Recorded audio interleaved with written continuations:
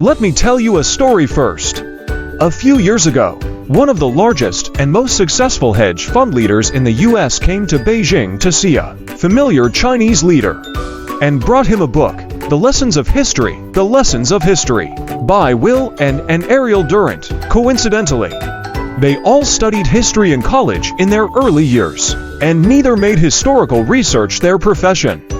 But both apparently learned a lot from history, maintained a lifelong interest, and worked in their respective fields to the top. One gave the book solemnly, and the other read it seriously. This book obviously touched both of them deeply, so it was soon released in Chinese. Don't think that this book is about specific lessons or innuendo to reality. There is nothing like this, only the wisdom precipitated by reading 3,000 years of world events. The book comes from the Durant couple. Durant taught in middle school in his early years, wrote books too, introduced the thoughts of classical philosophers, and was successful and financially free in one fell swoop. He married his student Ariel, lived together for 70 years, traveled the world, and wrote an 11-volume world history masterpiece, such as the history of world civilization in his lifetime. In his later years, he won the highest honor of U.S. citizens, the Presidential Medal of Freedom. The Durants wrote the little book, Lessons of History, after completing their private world history.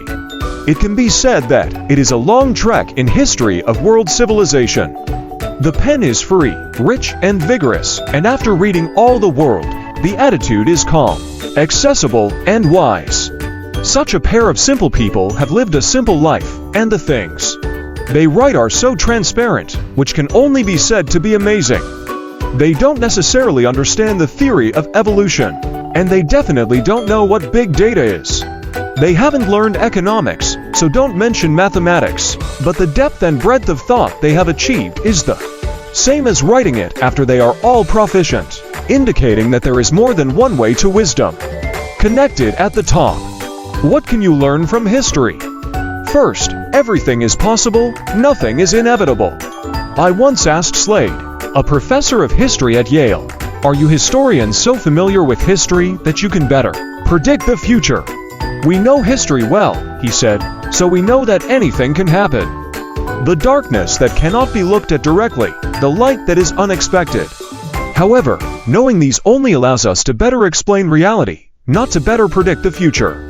Nothing will necessarily happen in the future, because we don't know how which butterfly will its wings. Being familiar with history makes us know what humans are capable of as animals, and makes us more imaginative about the future. Ordinary people either don't know enough about history, or they have forgotten it, so they have lost their imagination about the future. Second, history doesn't repeat itself, but it always rhymes. This quote comes from Mark Twain. Now I finally understand why. History will not repeat itself because the environment is always changing. Nature and society are not closed systems. A supervolcano eruption will put the Earth into a small ice age, and human fate will have to turn a corner. Even the Earth is not a closed system. Asteroids will hit the Earth. The extinction of dinosaurs, only today can human beings emerge. History always rhymes because human nature remains unchanged relative to the 5,000 years of human history we know. The so-called human nature, said tens of millions, in a word, man is an animal, and it is the only animal that tries to surpass itself. But not everyone is possible, and no one is always the case. There is no way to determine in advance how many people try to surpass themselves, and how many chances each person has to surpass themselves. We only generally know that there will be light in the darkest places, and darkness breeds in the light of the aurora, as if in a cycle, but it can only be confirmed after the fact. Third, people are unreliable, and so are systems. The so-called people are unreliable. Not only does it mean that people are unreliable. In the first place, vows are just words. This is only superficial.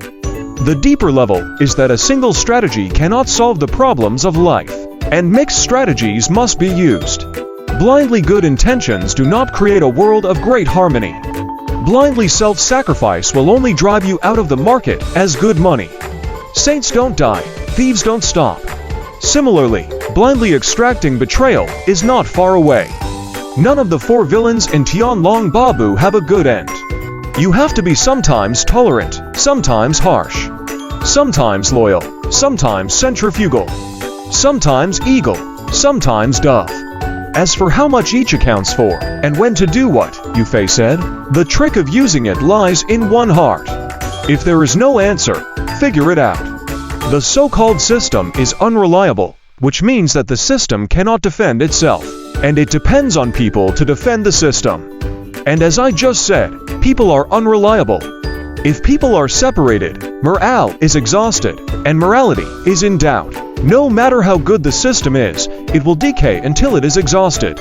And the careerist comes over and pushes it gently, and it falls down. When the Roman Empire fell, it still had the best system in the world at the time. Fourth, develop a sense of history. What is a sense of history? If you think of history as a root curve, where the abscissa is time and the ordinate is achievement, then, from the perspective of absolute coordinates, you would think that almost all achievements occurred in the last 100 years. Maybe even the last 30 years, even if you only go back 100 or 200 years, that curve seems to be still crawling on the ground. This is history as seen in absolute coordinates. But you have to learn to look at it in relative terms. Because progress that happened in real history is different from this. Every veteran financial investor will tell you that stock prices do not rise to the sky in the last few days, just as it is not the last steamed bun to cure hunger. As a simple example, if a stock goes from 1 yuan to 10 yuan, the increase is very small. And if it goes from 10 yuan to 100 yuan, the increase is huge. The two are not the same. This is like we said earlier, in the absolute value coordinate of history. When you look at the historical achievements of the past, it seems to be negligible compared to the historical achievements of recent years. However, if you restore the stock price to the logarithmic coordinate, which is the relative value coordinate, you will find that the stock price has performed the same in both days, up 10 times. In the logarithmic coordinate system, history will show its original face, that is, the achievements of people who have lived, struggled, and died in history under the constraints they faced at that time. Put yourself in a logarithmic coordinate system, and you think, if you were them in history, in their time and space, in the face of the reality they face, could you have made a better choice? This is the sense of history. The sense of history does not exist in the absolute value coordinate system. Go back in time and measure history. Only we can give meaning to history, and if we are lucky, we can occasionally transcend death. Summary of this lecture. To sum up, today's thinking training, we talked about why we should still read history.